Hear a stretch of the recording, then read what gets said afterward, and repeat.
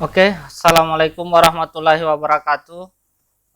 Pada kesempatan ini saya akan menjelaskan bagaimana cara membuat kategori soal dan bagaimana cara mengupload soal di e-learning. Amik Luk Banggai. Oke, kita langsung saja. Yang pertama, kita pilih dulu mata kuliahnya. Ya.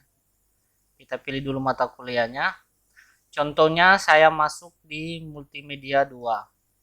Saya klik multimedia 2, kemudian saya klik bank soal. Kemudian di sini ada soal, ada kategori, ada import sama ekspor. Kita pilih kategori, kemudian kita buat kategorinya di sini. Tambah kategori. Nah, kategori soal ini, Bapak Ibu, contohnya Bapak Ibu buat soal berdasarkan per materi. Contohnya materi pertemuan 1. Soalnya terdiri 10 soal. Materi pertemuan kedua. Soalnya terdiri dari 10 soal. Dan begitu seterusnya. Oke. Kita buat dulu. Contohnya pertemuan 1. Pengantar multimedia.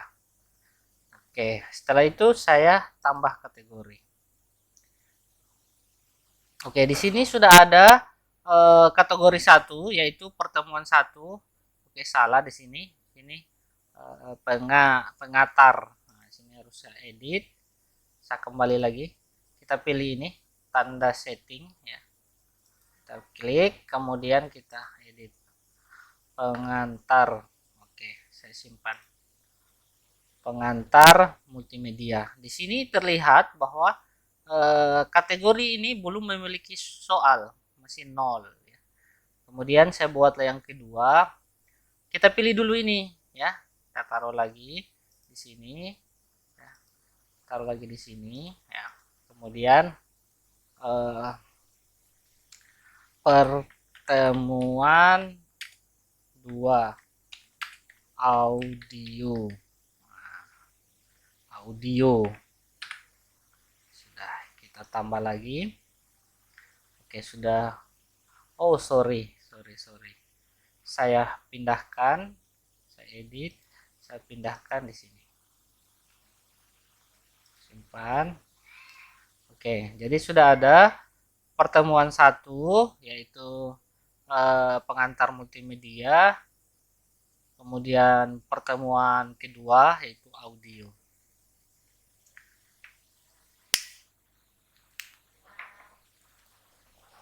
Nah, selanjutnya bagaimana cara kita mengimport soal ya. Kalau kita buat soal biasa seperti ini ya. Kita buat soal biasa, nah kita pilih dulu ya. Mau soal apa? Pengantar multimedia. Kemudian buat soal.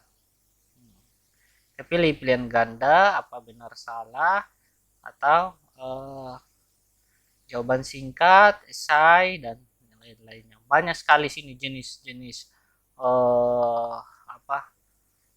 tipe soal ya.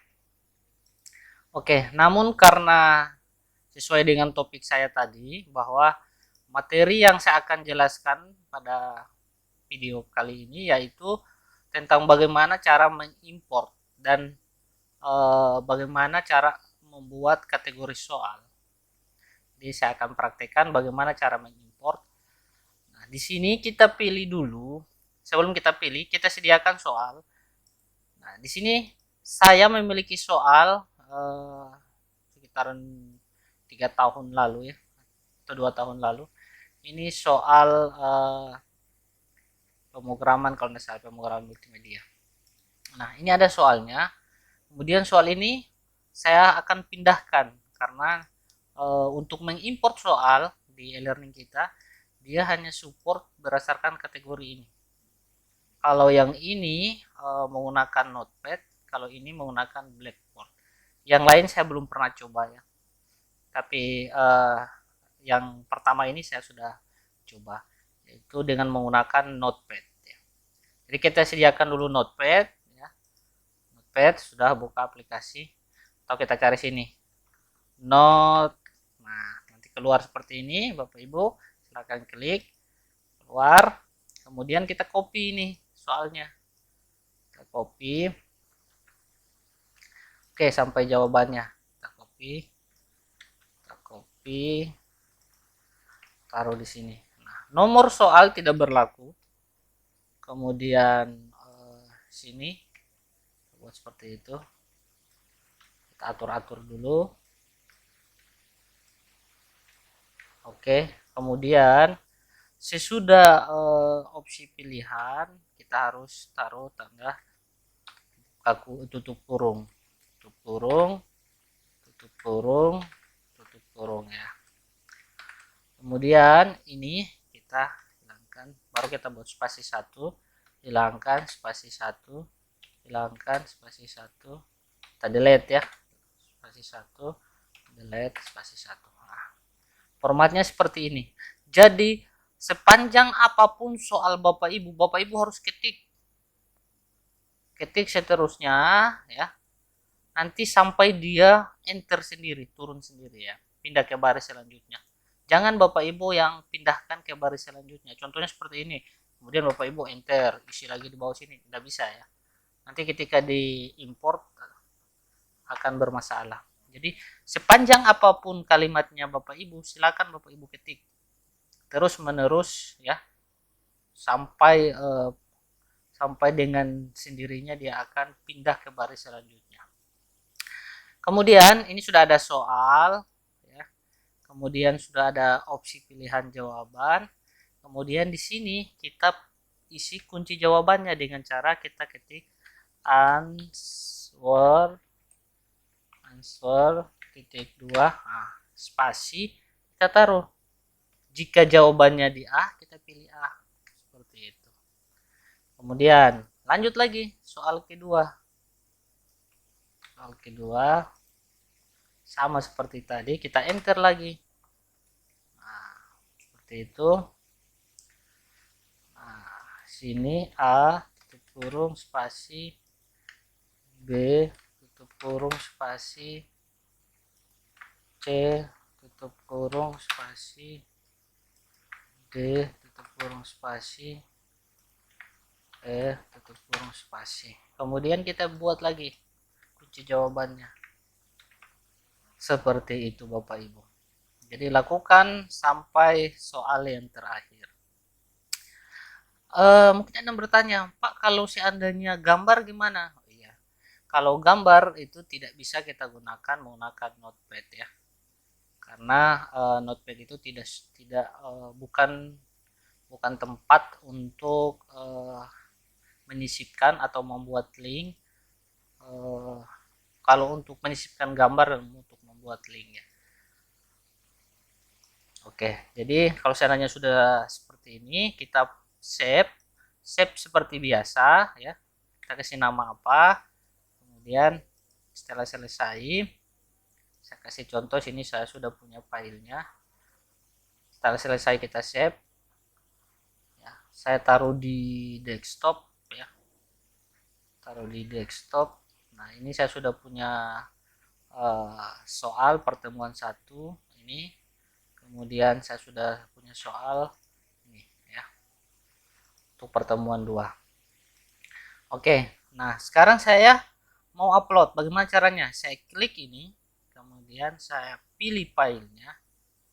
Nah, di sini bisa juga kita arahkan ya, kita arahkan langsung ke sini, tapi saya pakai cara manual. Pilih file, kemudian saya cari di desktop, saya cari pertemuan 1, upload. Oke, kemudian di general ini saya tentukan soal yang saya upload ini masuk kategori pertemuan 1 atau pertemuan 2. Nah, contohnya sini pertemuan 1. Sudah saya import. Tunggu sampai selesai. Sini ada 13 soal. Saya continue. Oke, ada 13 soal untuk kategori pengantar multimedia. Kemudian di audio ada berapa? Nah, di audio belum ada ya. Jadi saya import lagi, saya pilih, kemudian generalnya, nah, otomatis terpilih ke audio. Kemudian saya pilih file, saya cari lagi ini, kemudian saya upload file, kemudian saya import. Nah, sekarang kalau kita mau lihat di pengantar multimedia sudah ada 13, kemudian di pertemuan 2 audio sudah ada 8 soal. Nah, apa fungsinya ini? Kenapa kita harus buat per kategori? Jadi Bapak Ibu, kalau kita buat per kategori untuk melakukan evaluasi sejauh mana kemampuan anak-anak memahami materi yang kita ajarkan, maka kita bisa melihat, oh ternyata di pertemuan 1 saya keluarkan 10 soal yang random dari 13, ternyata mahasiswa hanya mampu mengerjakan 2 soal yang benar. Rata-rata yang lain salah. Dan kita bisa melihat juga di kategori ini, kategori 1 ini, nomor berapa yang tingkat kesulitan soalnya itu sangat tinggi yang membuat anak-anak itu tidak mampu untuk menjawab. Kemudian yang manfaat lagi yang kedua, Bapak Ibu bisa melakukan tindakan, contohnya, oh ternyata kemampuan saya mengajar untuk materi pertemuan 1 ini belum maksimal.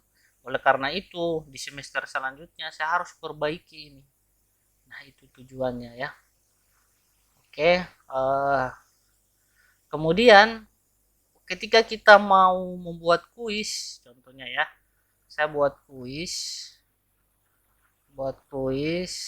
nah, di sini saya hapus dulu, hidupkan, saya pilih lagi bahasa Indonesia biar Bapak Ibu ini ya, Indonesia. Oke, saya hapus ini, saya hapus ya, saya hapus. Oke, saya coba, saya tambahkan di sini, kemudian saya pilih kuis, kemudian sini saya buat ulangan, ulangan, kemudian waktunya saya tentukan, tentunya tanggal, di akses tanggal 18, kemudian sampai tanggal 18 juga, jamnya dari jam 2 sampai jam 18, kemudian jam 18.00. Waktu mengerjakannya saya buat 60 menit. Kemudian nilai tertinggi saya buat 2 kali percobaan, kemudian yang saya ambil adalah nilai tertinggi.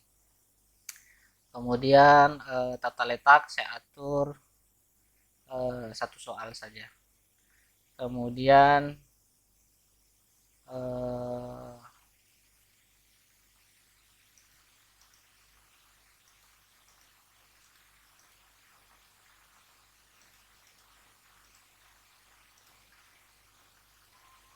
nah ini saya atur, ini saya hilangkan, ini saya hilangkan, biarkan saja ini. Jadi ketika dia selesai mengerjakan soal, dia akan mendapatkan ini, ada hasil-hasilnya ya, ada jawaban benarnya apa dan seterusnya.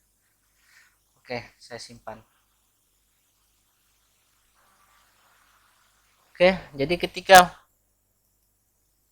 saya mengimport soal, saya ambil dari bank soal ya, dari bank soal secara acak ya, secara acak saya pilih di sini, oh saya ambil di pertemuan 1 itu ada berapa soal nih. Nah, kita bisa lihat di sini.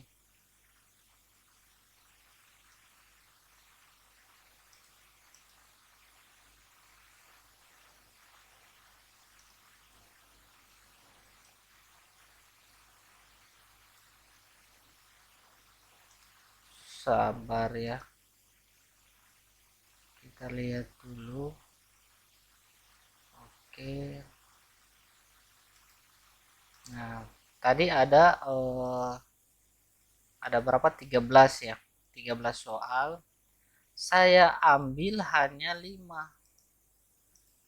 soal saya tambahkan. Jadi ada 5 soal yang acak, sistem yang menentukan soal mana yang keluar.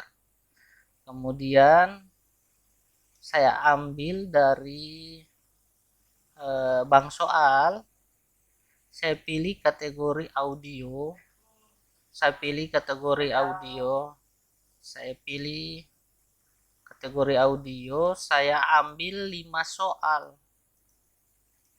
ya, saya ambil 5 soal. Oke, atau mungkin saya ambil dari acak juga bisa jadi ya. Saya acak, saya ambil di audio, saya isi di sini. Kan audio itu ada 8 soal. Ini 8 soal, saya ambil 5 ya. Kemudian saya tambahkan. Jadi total semua ada 10. Sini jenisnya audio ya. Kemudian kita atur di sini. Kita atur, berarti masing-masing dapat 10. Ya, masing-masing dapat 10. Kita isi di sini 10 10, kita isi ya 10 10 10